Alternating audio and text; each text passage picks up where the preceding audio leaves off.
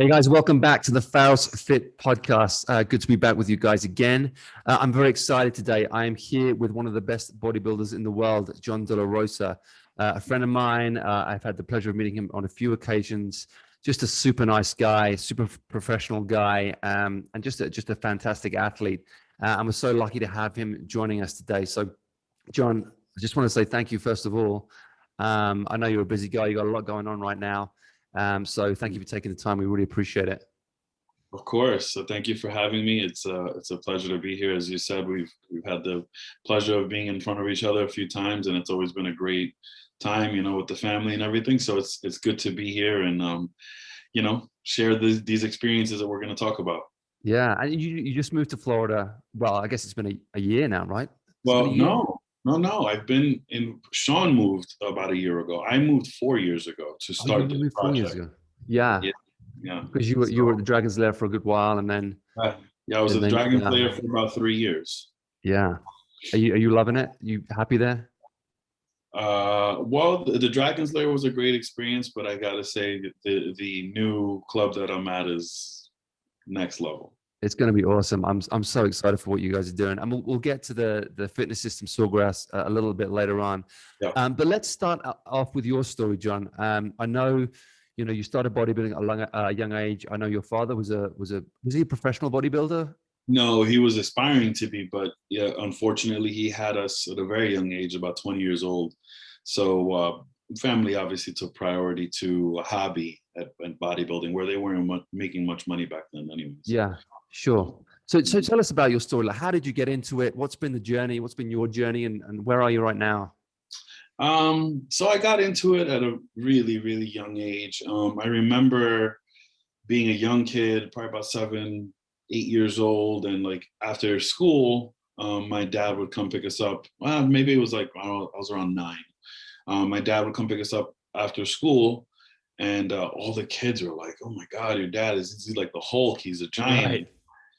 But as a kid, when you're accustomed to seeing something every day, to me, it was like normal. It was just my dad. Sure. But I guess when everybody else started to take notice of how big he was, is when it opened my eyes. So I'm like, Jesus, yeah, I look at the other dads, I'm like, oh, yeah, he's way bigger than them. He doesn't have a gut. He's got muscles. And that's when I became intrigued by it.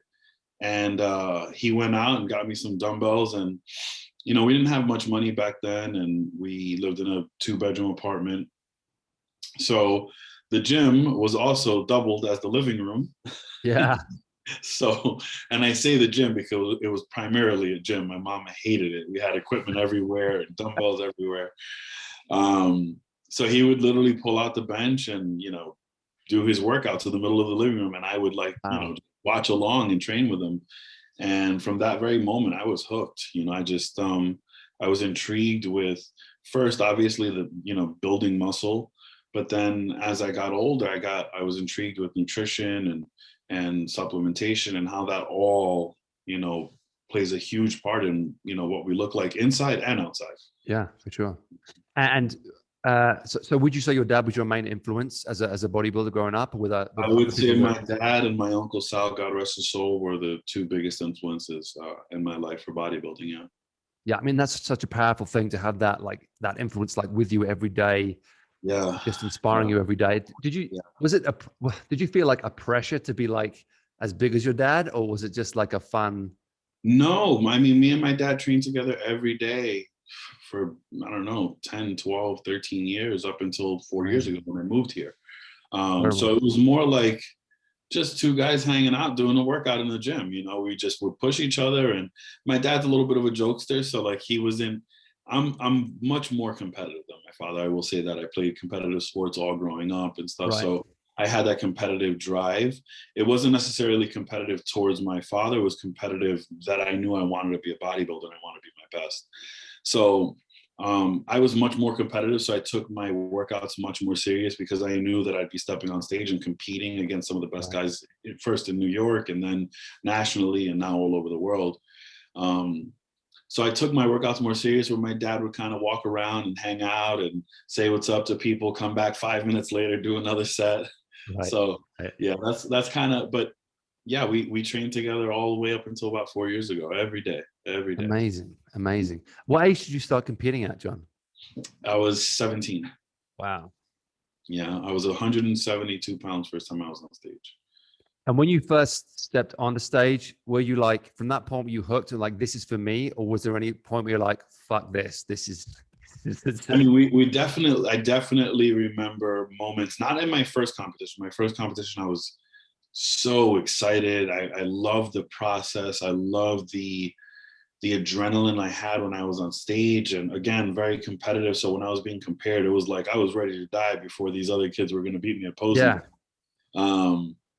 So that experience was amazing, but I think the business of bodybuilding and continuing to go through the ranks, and sometimes, you don't get placed where you think you should get placed or whatever. I think sometimes that beats you down and makes you question yourself and whether what you're doing is worth it, because it is a lot of time and money and dedication and time away from family, time away from friends, and you make a lot of sacrifices. So there were times definitely where I questioned whether I was making the right career choices or life choices. But I always got back to the same places. Like, this is what I love to do. And regardless of whatever the outcome is going to be, I'm going to continue to do this as long as I can, because I enjoy the process. It's a fascinating thing. And those questions never leave you. I was listening to Chris Bumstead the other day, and he was talking about his mindset this year and how he was like crippled with like the anxiety of, do I even want to do this? Am I even any good at bodybuilding? And he's kind of on top of his game. But it's like those questions of doubt never really leave you, no matter how good you are, no matter how good other people think you look, you always question yourself. Right. And I think it's a normal thing to question yourself. I think if you don't, I think you're being complacent with where you're at in your career, whatever it is that you're doing. It doesn't have to necessarily be bodybuilding. But I think if you do question yourself and you look at yourself objectively, it leaves room for more growth, to get better, to kind of reassess your approach or whatever it is that you're maybe not feeling comfortable with at the moment. It allows room for that. Whereas if you're supremely confident, you think you know everything, you think you look great, you're the best bodybuilder in the world, it's hard to continue to improve with that kind of mindset. Yeah, it's hard because it's a quest for physical perfection in someone's eyes, like someone's judging you for that. And that's not ever attainable, right? Never attainable. Yeah. Which is both the blessing and the curse of the sport, right? Because it makes you, you're always in that quest, but it's an unattainable quest ultimately. Yeah. What would you say, like during these challenges, what have been the biggest kind of like things to overcome? Has it been like that self-doubt, that anxiety, or have there been anything else that's kind of like, has it been injuries or physical things? No, or is it... For me, I think definitely the mental approach has been the hardest thing for me. I'm definitely my biggest critic. I think there's maybe 2 shows where I was like, wow, I look good. Every other show I was like, man, I could have looked better. I did better. Right. I think the crippling thing for me most times is my anxiety, my stress, things that are going on in life. I can say, with assurance that the last big event that happened in my life was the divorce. And that really, like, for the next 2-3 years, really messed me up competing, because, it made me question not myself as a bodybuilder, but myself as a man, the decisions that I was making, all the sacrifices. Like I said, I've been competing over 20 years, and it makes you question, like, man, have all these sacrifices been worth it? Have I been making the right decisions in my life? Or I can't even count the amount of birthday parties and barbecues and all types of family events that I wasn't able to attend because either I was dieting or I was traveling, or so I think that was definitely, or has been definitely, the hardest thing in my career. And self-confidence, I do struggle with that. I want to, I kind of get in this mode when I start competing that I do become confident in myself, and I beat those worries back almost daily. It's like, I'll get up and I'll look at myself in the mirror, and immediately I'm like, wow, I look great. But then there's that little devil on your shoulder that's like, creeps in. Better. You know, so I try to, like I said, beat that back as much as I can. I think it's important to have that because it does make me strive to be better. But again, it can be crippling if you allow that little voice to tell you, you're no good, just quit. Yeah. You know what I mean? Yeah, and I So, think it's such a good lesson because it's just so relatable for so many people. You know, not just in bodybuilding, but in all walks of life. We all right. have that devil on our shoulder, and it's easy to look at someone like you and think, oh my God, John's, you know, he's such a physical specimen. He must wake up every day and feel amazing. But it's No. not the case. Like we all deal with that same devil on the shoulder. And I Yeah. think bodybuilding is it's a great kind of example of, you know, we can look as good as we can, and you know, to a lot of people we might look amazing, but we Right. always have that devil, and that kind of like self-doubt always creeps in. And whatever your career is and whatever your sport is, it's all about how we deal with our vision of ourselves and our self-respect and our you know, Absolutely. self-love and all that kind of stuff. Like Absolutely. being able to deal with our own minds is the biggest kind of thing to Yeah, that's what overcome. I was just gonna say. It's, you know, mental health is such a big thing, especially like I said, when you're dealing with something like your physique, right? How many people struggle with self-image issues? Yes. And bodybuilders are no different. Most of the bodybuilders that I know are never happy with what they look like. Yeah. I It's know almost some. magnified, I would say, in that Yeah, world. yeah, yeah. I mean, there's some days, and this is, you know, I'm not exaggerating this at all. There's some days I get up in the mirror, like when I'm getting ready for a competition, and I still see that 172-pound kid. I'm 100 Right. pounds heavier, but Yeah. it's kind of like, man, I've made no progress. When really it's just your mind It's your playing mind tricks playing on you. tricks. Yeah. You know, because then I've Amazing. looked at pictures and I'm like, Jesus Christ, they've gotten so big, you know. Exactly. So, Exactly. Has bodybuilding changed in the last 10 years since you've been involved in the sport a lot? yeah, And if so, how has it changed? it's changed on a lot of fronts. Unfortunately for the athletes, it's a lot harder to get sponsorships and get in front of media. Now we are, which it's also a good thing.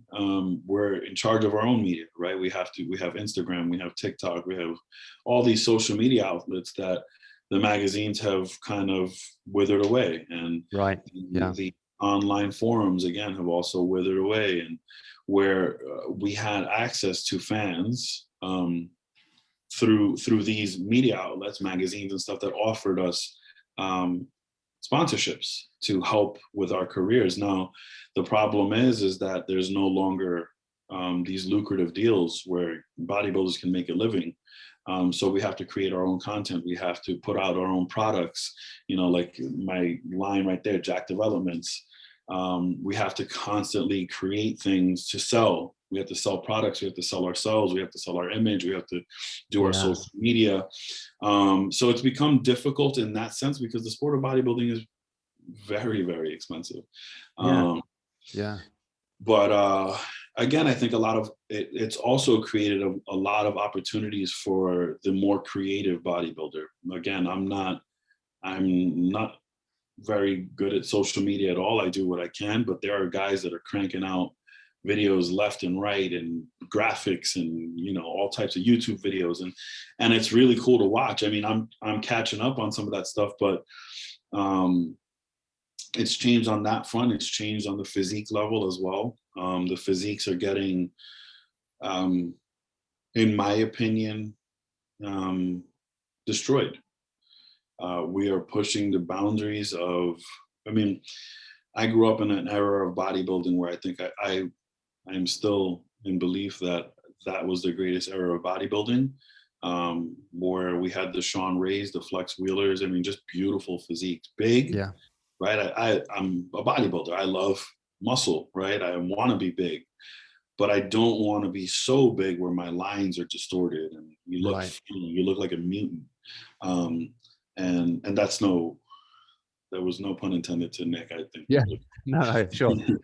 But you know what I mean. The Palumbos, you know, where they were saying for a while, Palumboism, where he had a big blown out belly. He was huge, but just I think those kinds of physiques ruin what bodybuilding was supposed to be. Right. I try to represent what bodybuilding is supposed to be as best as I can. That's why I haven't pushed the envelope and, ruin my physique or try not to ruin my physique. I like clean lines and just a classic bodybuilding look. Do you think what you're talking about now, do you think that's why like classic physique has become more and more popular? Because there are a lot of people who think the same as you that. Absolutely. Classic physique is my favorite division outside of open bodybuilding. I think the guys look incredible. I think it's a great division for our sport. It's put a lot more eyes on our sport, and brought a lot more fans into the competitions. I think Chris Bumstead, there's another guy, Robert Tillman, I believe. He's from Texas. Incredible physique. There's some guys out there, Terrence Ruffin, Breon Ashley, all those guys. They're just so good. Yeah. Terrence just won the Arnold, right? Yeah.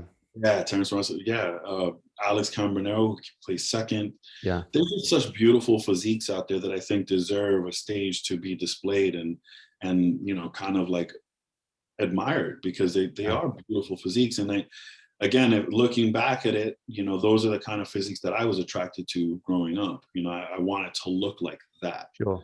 I mean, they're closer to like the classic Arnold physique, right? Yeah, I would say. Yeah.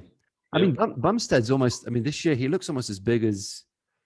He looks as big as an open bodybuilder, right? And that's the problem with the sport in itself, is that as the athletes evolve, they become bigger. Yes. So I think it's the judges' jobs to, like, if Chris is too big, I don't. Again, I don't have any stake in who wins or whatever, but like, if he is too big, then he should get the nod, like, hey, you know what, you need to move up and get out of this class, because it becomes unfair to the people that actually do fit the criteria for what it takes to be a classic physique. Now, I think Chris has got another year or two. He's got a little bit more height than those guys, so I think he has a little bit more room to grow into his class. But after that, it's not. Yeah, sure. Because he probably weighs a similar amount to you, right? Now, what do you weigh when you compete? When I compete, I'm around 240 pounds. I think Chris is around 220 pounds when he competes. So, but like I said, but he's taller, and yeah. But if you look at the open class, you look at a guy like who's similar in weight. His brother-in-law, Ian. Ian probably competes around 250 pounds. Right. So, I mean, with another 10 pounds on Chris Bumstead, he's going to be, right there with his own brother, his brother-in-law, Ian. Yeah. Well, I guess we'll see what happens. And it's like 3 weeks, right, to the Olympia. So I guess we'll see. No, next weekend. Oh, it's next weekend. Oh my God. Yeah. Came around quick. Yeah. Are you going to go? I will be there for Thursday and Friday. Amazing. What do you think is the biggest difference between the best bodybuilders in the world and, say, the next tier down? Because in terms of working out and in terms of the kind of workouts that they do on a daily basis, I would imagine it's not that much different, as in the exercises they're doing, the sets and reps they're doing, blah, blah, blah. In terms of like diet and nutrition, I'd imagine like most people have a similar kind of diet when it comes to bodybuilding. So what does make that 10% difference? I think honestly, it has a little bit to do with everything. So yes, although the workouts may be the same, the mentality going into that workout is very different. I just had the opportunity once again to train with Kamal, who was the 212 Mr. Olympia 2 years ago. I've had the incredible experience of training with Flex Lewis for a number of years, and he was 7-time. So I think I have a little. I trained with Victor Martinez for a number of years, who should have won the 2007 Olympia but placed second. So I can see how mentally the approach to the workout is different. The intensity is a little bit different. The willingness to push past those pain barriers are a little bit different. And we're not talking about 10 reps, the 10 rep difference. We're talking about maybe 1 or 2 reps that make all the difference. Sure. And then when it comes down to the nutrition, these guys are sometimes willing to push, weeks and weeks and weeks without having, something to satiate them, a cheat meal, sushi, whatever. They're just, I want this win. and they're willing to just dig deep and suffer. For myself, I know that I've gone weeks without having carbohydrates. I've had boils on the bottom of my feet from doing cardio and pushing myself, even though my feet were literally bleeding. There's just sacrifices that some are willing to make that others aren't. And again, it's not these huge things that people think it is. It's literally just a rep or two. It's another 5 minutes on the treadmill, or or on the bike, or on the step mill. It's going into the workout fully focused, fully engaged, not being distracted by what's going on around you, or taking part in conversations mid-set and stuff like that. It's really being engaged in that workout. And when you're allowed to do that, when you allow yourself to do that, the workout becomes that much more intense. It becomes that much more productive, because now you're focused on every rep. You're squeezing every rep. You're making the muscle actually really work. Whereas if you're distracted, you might just kind of be counting and going through it, but not very, focused on what you're doing or engaged in that workout. Yeah. Yeah, I agree. And I think that is such a huge part of it. It's all about intention and going into every set with that mindset of like, I'm going to get the max out of this set, out of every rep. In terms of programming, John, do you program like a Y3T thing where you're like, for the next 3 months, this is my programming?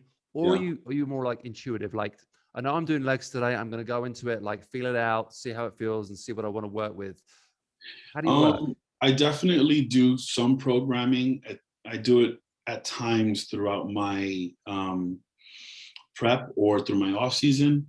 But I don't do these extreme programs where every set, every rep is detailed out. What I'll do is, like right now, I'm getting into my bulking phase. I'm going to start bulking up for the next 3 months. I know for the next 3 months, I'm going to be moving into much heavier compound movements. So lifts, squats, bench press, things like that. I'm going to start moving, towards. And I'll do that for 2 or 3 months until my body says no more. So it is a little bit of interval training as well. But for the most part, I like picking a certain, exercise group, let's say for chest, and I stick to that for a minimum of 6 to 8 weeks. Doesn't always have to be the same exact machines or workouts, but more or less the same exact workout, because what that does is it gives us a base. Yes. So if you're starting out your program with, let's say, a bench of 135 pounds, at the end of that 8 weeks, you should be, I don't know, whatever goal you set. 185, whatever, Yeah, you should be much heavier than what you started at. If you're bouncing around from workout to workout, week after week, it's hard to gauge if you're making any progress. Yeah, I mean, what we're talking about is progressive overload, and it's something I try and like tell everybody all the time at Pharos. If you're going to a gym that's like every time you go in the gym, it's a different workout because of muscle confusion or whatever they want to call it, there is no sense of growth. There is no progressive challenge for the body, and you don't actually end up going anywhere. You're just jumping around. It's hard to track it. Yeah. And I think that's one of the kind of tragedies of modern gyms and these boutique gyms and stuff. It ends up just being a bunch of stuff that doesn't mean anything for the sake of just sweating or for the sake of just working hard or whatever you want to call it. Whereas like for someone like yourself or any athlete or anyone that does go to a decent gym will know that, long-term progressions and seeing yourself, either increase the weight or increase your fitness levels. A lot of the times my programming in the cycles that I do the workouts will be very, very similar. There might be a slightly different ending or a slightly different beginning. But doing the same thing over and over ends up getting you better results than doing different things all of the time. Absolutely. Yeah. I agree. So Sawgrass is now open, Fitness System Sawgrass. Yeah. I had the pleasure of coming there a couple of weeks ago, and it's an amazing facility.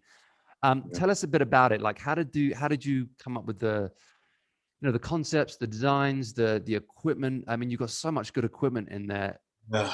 So Sean and I, your brother-in-law, became friends several years ago, and about maybe 5 or 6 years ago, we had talked about opening a gym in New York. And, we had looked at a few properties. It was just way too much money. But, I moved here after my divorce, and I told Sean, I said, you know what, this is a great spot to open a gym. So he was like, all right, let's start looking at some locations. So we started looking, and obviously through all the meetings and, visiting locations, we started to develop an idea of what we wanted the gym to be.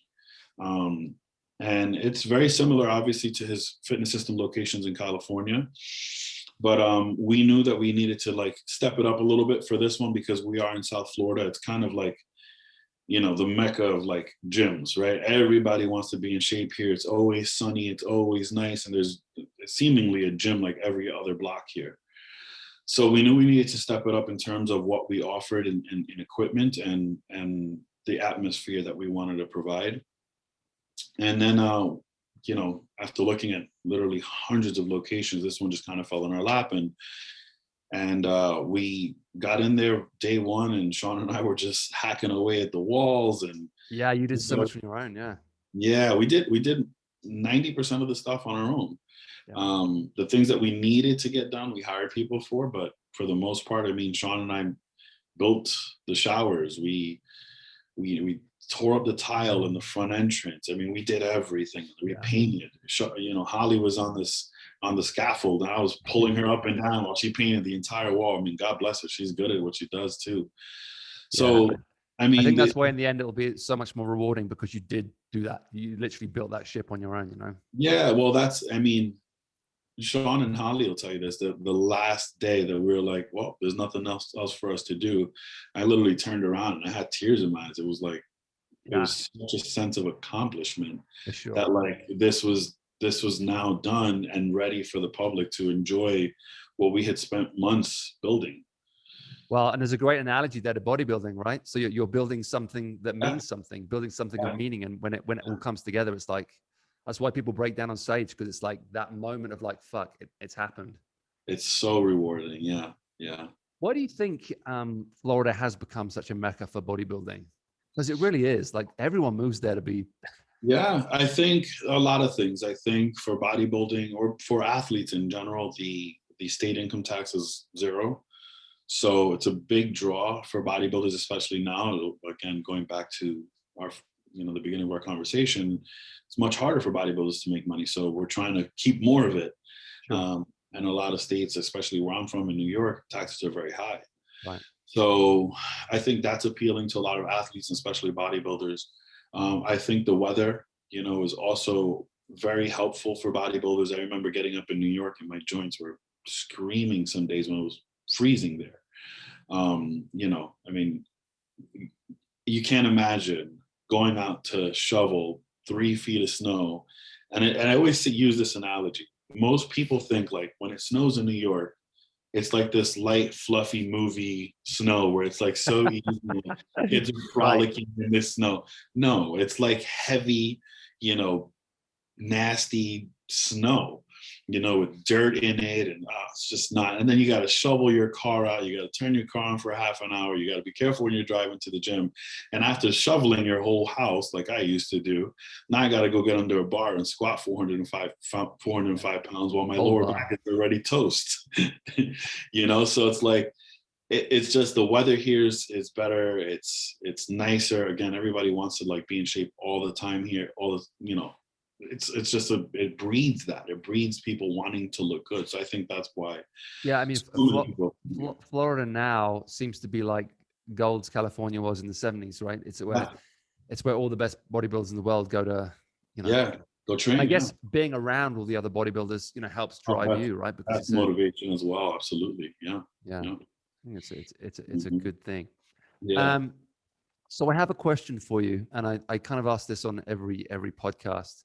And you can take as much time as you want to think about it. But the question is, what is your purpose? And it doesn't have to be, it can be anything. It doesn't have to be anything to do with working out. It could be more spiritually, or it could be, more family based, or whatever whatever you want it to be. But if it was someone to ask you, like, what is your purpose on this planet? Like, how do you want to be remembered? What would that purpose be? This is an interesting one. I've thought a lot about this, and I've been telling people, awkwardly, but it is really how I feel. I think my purpose on this planet, in this life, is to love. I think that when, you know, I've always been an emotional, sensitive person. I've always loved so much and given so much of myself. And I think that unfortunately we go through things in life that kind of make you guarded and feel unsafe being yourself. And I think the last several years, obviously coming out of what I was going through, changed me a bit. And I started to notice those changes, that I wasn't as open with people. I wasn't as loving towards people. I was kind of looking at people, you know, sideways, like, what do you want from me? What are you trying to get from me? Are you going to hurt me? And as a man, it's hard to say those things out loud, right? Because we're supposed to be tough and we're supposed to deal with things and not talk about things, and just, so, you know, once I started to accept, like, no, this is me. I'm going to love with all that I've got. And I'm going to show people that you can forgive and you can forget, and you can, you know, build the best life that you can possibly build with just love, right? And treating people with love and respect and kindness. And hopefully that comes in, you know, tenfold. If it doesn't, it's okay. It's not going to change me. I'm going to continue to do that and live my life, you know, with that purpose. And hopefully people will appreciate that and remember me for being, you know, John, the guy that really cared about a lot of people. Like, I love that, dude. That's amazing. What a great answer. And I think it's powerful on multiple levels. But one, you know, we're talking about masculinity and how it can be hard to open up, and you're in probably the most masculine of sports in terms of, like, you know, what it takes or how it's regarded. So for you to say something like that is particularly powerful. But also, like, in an age where there's so much judgment, especially online and social media and that kind of stuff, everyone just shouting at everybody, and Twitter and Twitter arguments and all that bullshit. To just say, like, just to love each other and just be kind to each other. For fuck's sake, be kind to each other. I think that's what we need. One last thing, John. I know you on a time crunch, so that's okay. I wanted to ask you. Bodybuilding is a fascinating sport, and I think when a lot of people think about bodybuilding, they think about, like, you or the professionals on stage. Right. But bodybuilding really is just trying to improve your body, just trying to build your body. And a lot of people that come to the gym are coming to the gym to do that. Granted, some people come for health reasons, or some people come for performance reasons, but a lot of people come to just physically improve their body. Right. So if you were to give 3 pieces of advice to anybody coming to the gym who are looking to physically improve their body, what would those 3 points be? And it can be anything you like. I think the most important thing when stepping into a gym and starting this journey of wanting to physically become better, even emotionally or mentally, whatever it is that understanding it's going to be difficult. It's not going to be, oh, this is easy, and you just kind of take off and your body changes or your emotional state changes or your, you know, whatever it is that you're doing. Nothing in this life worth having is easy. It does not come easy. We all know that. So that's, I think, number one, and that would prepare you for number 2, which is staying focused and staying the course. You know, if you understand that, you know, going into the gym on day 1, on day 2, you're not going to have a 6-pack of abs, right? You're more, if you're focused and you're dedicated to what you're trying to do, you're going to be more understanding that this is going to take a little bit more time, you know. And if you have that dedication to give it some time, I think that more people will be happy with having taken that first step and coming into a gym in the first place to physically get better or emotionally get better, whatever it is. And I think the third one is to constantly push yourself to be your best. I think we all go through the time to become complacent, and we look at ourselves. Maybe you do get your 6-pack of abs, right?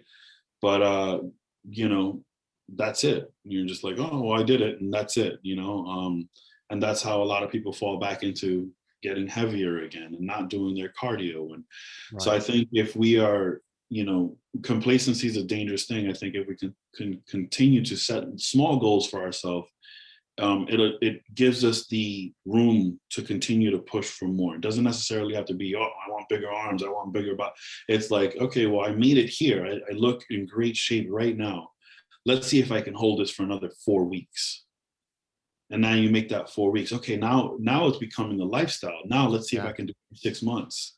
And that's really the goal of bodybuilding, like you said, is to create a healthier life for yourself, emotionally, physically, whatever it is. I mean, for me, I get a lot of emotional satisfaction, like you said, when I set my goal. Okay, I'm going to start my diet here. It's going to end here on this date, and boom, I win. There's a lot of emotional satisfaction to that as well, because I've made myself proud in accomplishing that goal. Yeah. So same thing, you know, physically, yeah, I look great, right? I dieted for 4 or 5 months, but emotionally, you also get a reward when you're accomplishing these things. Yeah, yeah, and I think it's really again really powerful what you said about yourself being the best version of yourself, because again, it's so easy to compare ourselves to others, especially with social media, and just think, oh my God, I'm never going to look like that. I'm never going to be as good as this person. So it really is focusing on yourself and your own journey, and just taking the time to really let these things become habit, let your body grow, let your body change, and give yourself time. Absolutely. And not be too hard on yourself. There's a difference between working hard and being hard on yourself. You have to work hard. You have to work hard every day. But if you're always critical of yourself, if you're always like beating yourself down, saying, I'm never as good as this person, I'm never as good as that person, then you're ultimately going to just like capitulate, and everything's going to fall apart. So just allow yourself the time and the, you know, the be kind to yourself, be generous with yourself. Yeah, I love that. And it's so true. So it's very easy, you know, for especially women. I mean, they're constantly being held to what beauty is, you know, whether it's on TV or social media or even their friends. Women are very competitive when it comes to that, you know, and it's sad because, you know, you're right. You don't need to compare yourself to anyone. Everyone's beautiful in their own right. Everyone looks good in their own right. I mean, can we get better? Yes. And that's where that idea, you know, compare yourself to yourself. You know, you want to be better than what you were yesterday, do something a little bit different to get better. So yeah, we live in a culture where social media and TV and all these things are trying to hold us to these standards, when really it should just be about yourself. Yeah, love that. Okay, John. Well, thank you so much for joining us again. I know you're a busy guy, so thanks for taking the time. It's so good to talk to you. That was some amazing stuff in there, and I know everyone that listens to this podcast is going to be like touched by what you said, and educated by what you said. And you know, it's such a pleasure to talk to someone in your field of work who is so open and so loving and just such a nice fucking guy. Because you know. You know, like I said, it's so easy when you're on social media to like get like, I don't know, bogged down by the bullshit and the false people and the false ideologies and the nonsense. You know, you were kind of saying earlier about the difficulties in marketing and bodybuilding these days, because it seems like social influencers who are not bodybuilders have more influence on people than the actual bodybuilders who are good at bodybuilding but aren't as good at social media. Absolutely. So you've got this kind of world of weird kind of the people who are educating everyone else are just the people who are best at social media, not the people who are the best in their fields. Right. It's a strange situation to be in. So, well, you know, there's a example that I'm not going to mention any name, but there was a guy, big guy, who is a big influencer. He's running around slapping people with fishes, like, you know, dead fish, and just doing silly stuff. And he's got, you know, 2 million followers. And, you know, he competed and got his butt kicked on stage. Wasn't very good at bodybuilding at all. Right. But he's got 2 million followers because he's doing dumb stuff on social media. And when you got 2 million eyes on you thinking that this is what bodybuilding is, unfortunately, you know, those people are not getting the right information, right? Because he's not very good at what he does, but because he does silly stuff, everybody wants to see that. And, you know, then you got a guy like, you know, I don't know, whoever, Joe Blow, who actually is really good. There's a 212 guy, John Jewett.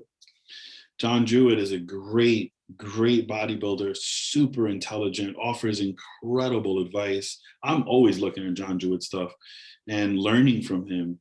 And he's got, I don't know, 100,000 followers. Yeah. You know, it's a crazy situation we're in right now. It really is. Yeah. It's crazy. So, okay, well, that's it for today, guys. That was John De La Rosa. Fantastic podcast. I hope you guys enjoyed it. Don't forget, we are now fully open at 1316 Glendale Boulevard, Pharos Echo Park. You can follow us on Instagram at Pharos Echo Park. You can find this podcast at all good podcast places. And yeah, we hope to see you soon. If you are interested in the bodybuilding side of things, we of course have our build program, and we have our open gym with all your good bodybuilding stuff in there. If you have any questions for me or for John, feel free to reach out and we'll do our best to get back to you. John, my friend, I look forward to seeing you soon. Best luck with Fitness Systems Sawgrass, and take care out there, my friend. I wish you all the best. You're a great dude. I love you, and I wish the very best for you. Take care, my man. Bye-bye.